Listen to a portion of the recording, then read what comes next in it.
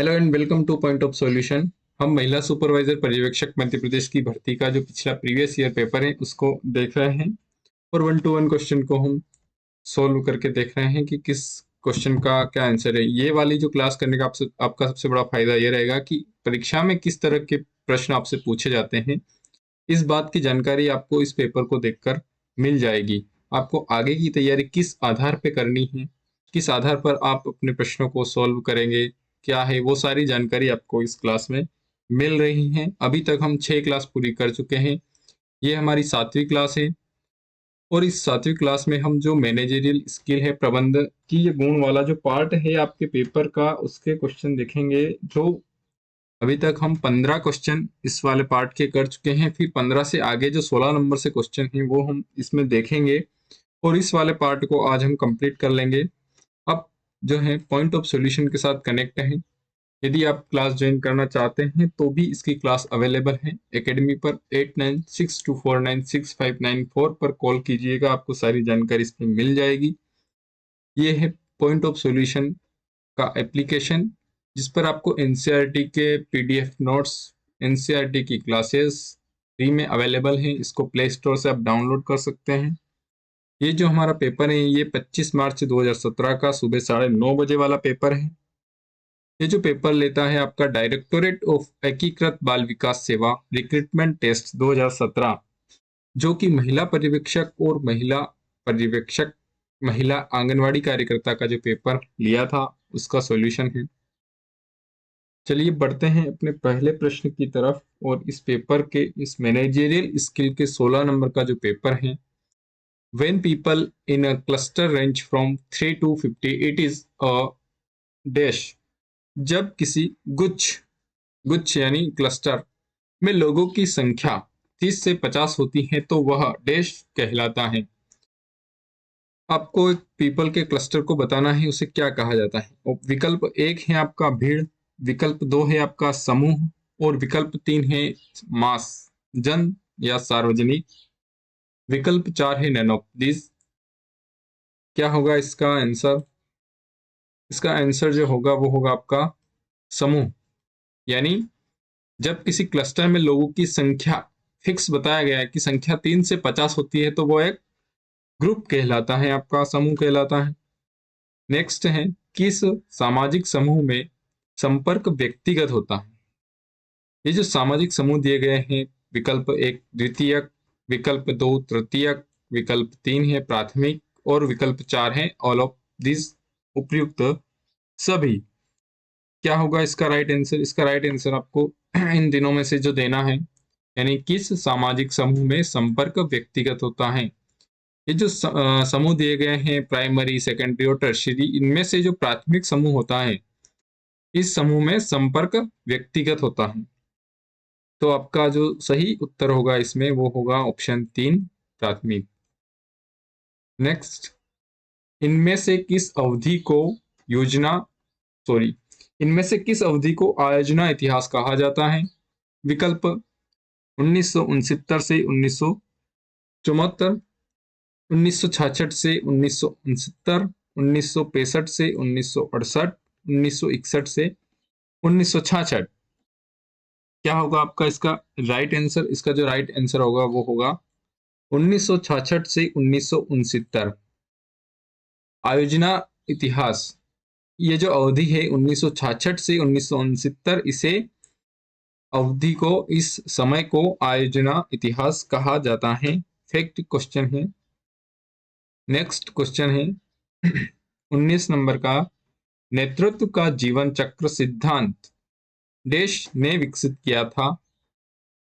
तो जीवन चक्र सिद्धांत किसने विकसित किया था ये आपको इसमें बताना है। विकल्प 1 है आपका हाउस एवं मिशेल, विकल्प 2 है पी हर्जबी एवं के ब्लैनहेड और विकल्प 3 है आपका अब्राहम मास्लो, विकल्प 4 है नन ऑफ दिस। फैक्ट है ये भी। इसमें आपका जो आंसर होगा वो होगा विकल्प 2 पी हर्जबी एवं के ब्लैनहेड। यानी नेतृत्व का जीवन चक्र सिद्धांत है ये पी हर्जबी एवं के ब्लैनहेड ने दिया था।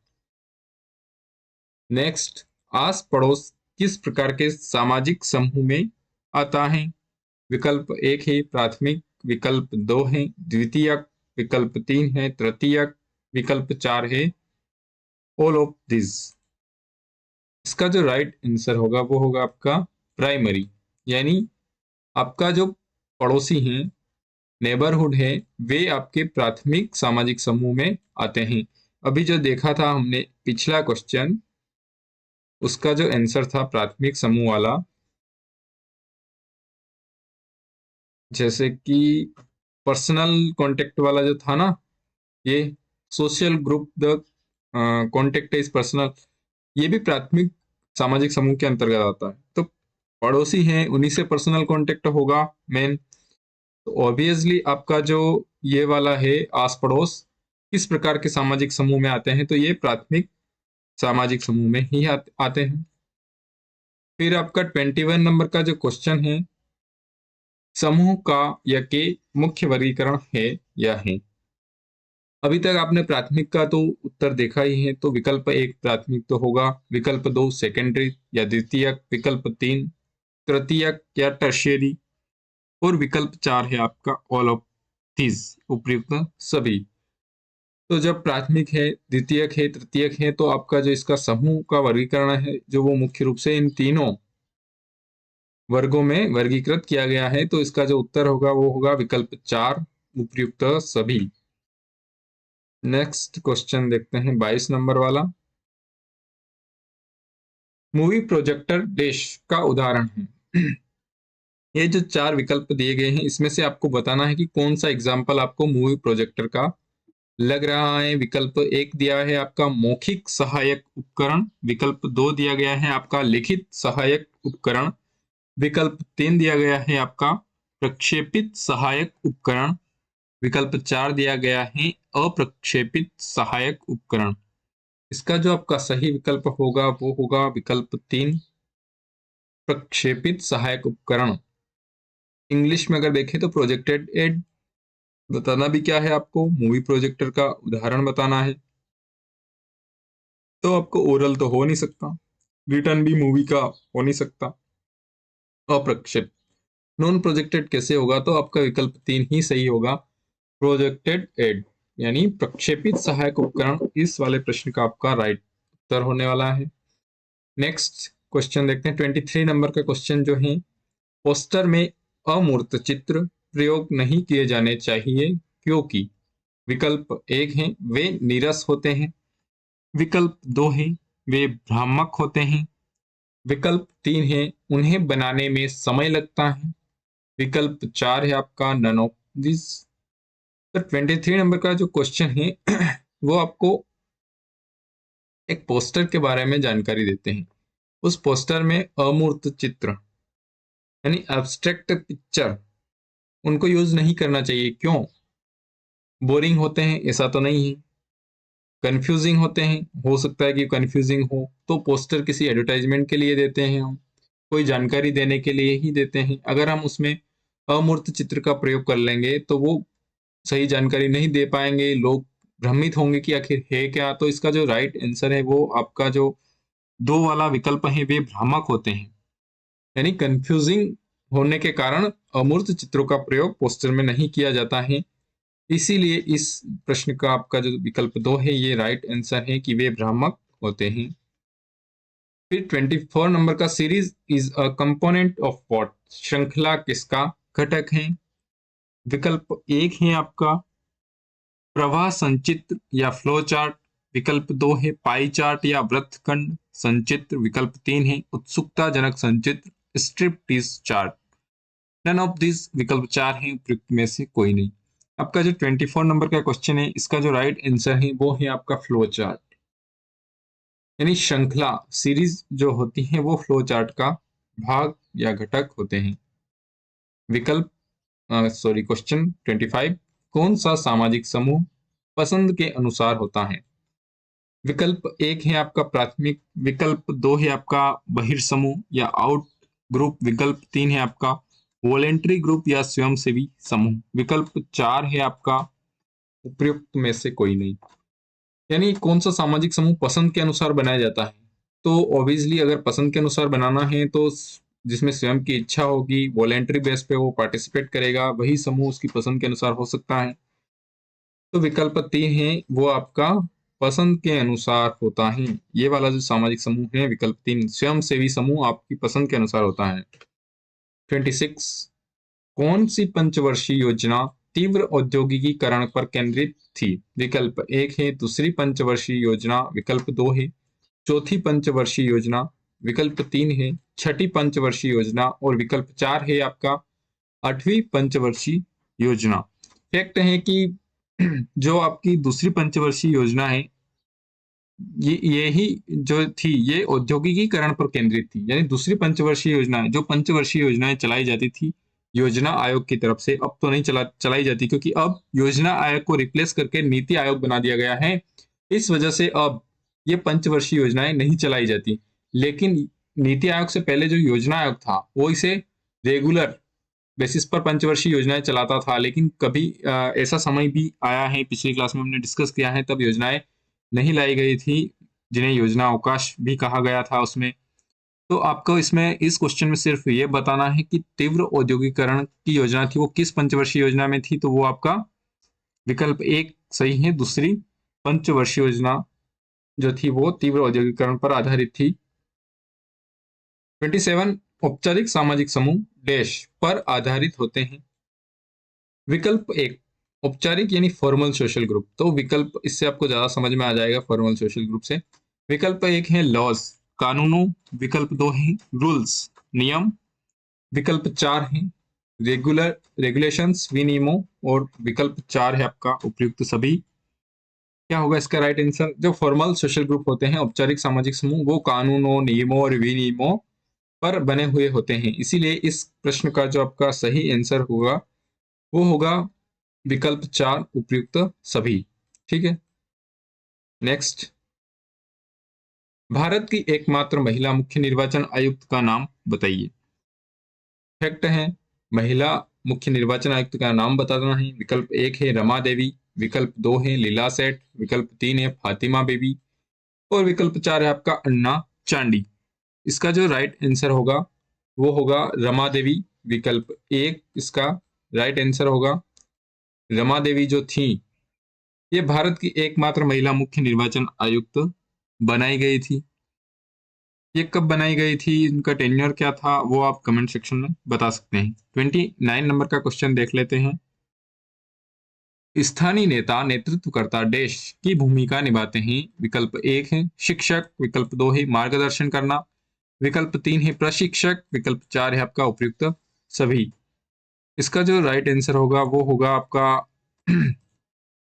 विकल्प नंबर जो आपका ये है ना चौथा, शिक्षक, मार्गदर्शन करना, प्रशिक्षक, उपयुक्त सभी। विकल्प 4 ये तीनों ही काम एक स्थानीय नेता या नेतृत्वकर्ता इनकी भूमिका निभा सकता है। 30 नंबर का क्वेश्चन है आपका देश में अनुशीर्षक कैप्शन एवं क्रिया एक्शन की आवश्यकता होती है। तो जो पोस्टर, रेडियो, फिल्म, टेलीविजन होता है इनमें आपको कैप्शन देने की जरूरत पड़ती है। वो सबसे ज्यादा जरूरत अगर पड़ती है रेडियो में, देखो हो नहीं सकता कैप्शन का, फिल्म में कैप्शन की जरूरत नहीं है, टेलीविजन पर आपको कैप्शन की मतलब जरूरत नहीं है लेकिन लगा सकते हैं। लेकिन आपको कैप्शन की जरूरत पोस्टर में होती है, तो विकल्प 1 है आपका सही पोस्टर।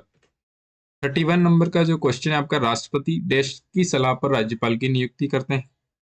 जो राष्ट्रपति होते हैं वो राज्यपाल की नियुक्ति करने के लिए किससे सलाह लेते हैं? तो राष्ट्रपति को आपको पता होगा कि विवेकाधीन शक्तियां इस मामले में नहीं है। वैसे तो डायरेक्ट विवेकाधीन शक्तियां राष्ट्रपति को नहीं दी गई है संविधान में। राष्ट्रपति जो भी निर्णय लेता है वो प्रधानमंत्री और कैबिनेट की सलाह से ही लेता है। सारे काम उसी की सलाह से लिए जाते हैं।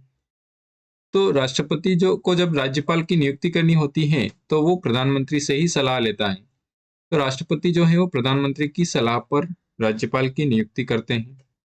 32 नंबर का जो क्वेश्चन है अपनत्व की भावना किस सामाजिक समूह का घटक है? Sense of belonging is a factor of which social group? विकल्प 1 प्राथमिक, विकल्प 2 द्वितीयक, विकल्प 3 विधि कानून समूह, विकल्प 4 है आपका नन ऑफ दिस। तो अपनत्व की भावना जो है वो आपका जो प्राइमरी वाला सामाजिक समूह है, प्राथमिक सामाजिक समूह, इसी के इसी का घटक है अपनत्व की भावना।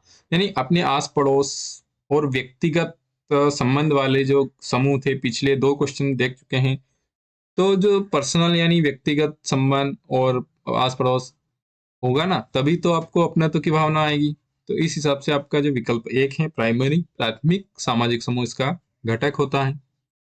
फिर आपका फैक्ट आता है 33 नंबर का जो प्रश्न है, भारत के पहले 5 आईआईटीज देश के दौरान आरंभ हुए थे। तो आपको उस पंचवर्षीय योजना को बताना है। जिस पंचवर्षीय योजना के दौरान भारत में पहले 5 आईआईटीज का निर्माण किया गया था। India's first 5 IITs were started during. विकल्प 1 पहली पंचवर्षीय योजना फर्स्ट 5 ईयर प्लान, विकल्प 2 तीसरी पंचवर्षीय योजना थर्ड 5 ईयर प्लान, विकल्प 3 है आपका पांचवी पंचवर्षीय योजना फिफ्थ 5 ईयर प्लान, विकल्प 4 है आपका सातवीं पंचवर्षीय योजना सेवंथ 5 ईयर प्लान। इसका जो आपका सही विकल्प होगा वो होगा फर्स्ट 5 ईयर प्लान। यानी भारत के जो पहले 5 आईआईटीज हैं, उन्हें पहली पंचवर्षीय योजना के दौरान प्रारंभ किया गया था। विकल्प 1 ये था हमारा जो मैनेजर प्रबंधकी गुण वाला मैनेजरियल स्किल वाला जो पार्ट था आपके पेपर का। उसके जो सारे क्वेश्चन 33 नंबर तक हम कंप्लीट कर चुके हैं। अब ग्रेड आरसी या जो अगला आएगा अपना मैनेजरियल स्किल वाला, उसको हम सॉल्व करेंगे। उसमें आपको आएंगे अपठित गद्यांश आएंगे। उन गद्यांशों के बेस पे नीचे कुछ क्वेश्चन बने रहेंगे, उन क्वेश्चन का जवाब हमको देना रहेगा। अब इस क्लास को यहीं खत्म करते हैं। नेक्स्ट क्लास में हम देखेंगे उनके बारे में। आप पॉइंट ऑफ सॉल्यूशन के साथ कनेक्ट थे, गूगल पर सर्च करते हो तो point of solution academy Mandsaur search करके आप जानकारी ले सकते हैं। फेसबुक पर point of solution MDS page बना हुआ है। और आप पीडीएफ नोट्स चाहते हैं तो टेलीग्राम चैनल को जरूर ज्वाइन कीजिएगा, जो कि पॉइंट ऑफ सॉल्यूशन के नाम से ही है। फिर आपको यदि एमपीपीएससी, एसएससी, रेलवे, व्यापम जैसी परीक्षाओं की तैयारी करनी है तो आप पॉइंट ऑफ सॉल्यूशन एकेडमी को ज्वाइन कर सकते हैं। ज्वाइन करना चाहते हैं तो आपको 8962496594 पर कॉल करना होगा। कॉल नहीं कर सकते तो आप व्हाट्सएप पे हेलो लिख के भेज दीजिए, आपको जवाब मिलेगा और सारी क्लासों की जानकारी भी मिलेगी। महिला पर्यवेक्षक की क्लासें भी स्टार्ट होने वाली हैं, जल्दी से जल्दी ज्वाइन कर लीजिएगा। Thank you for watching this video.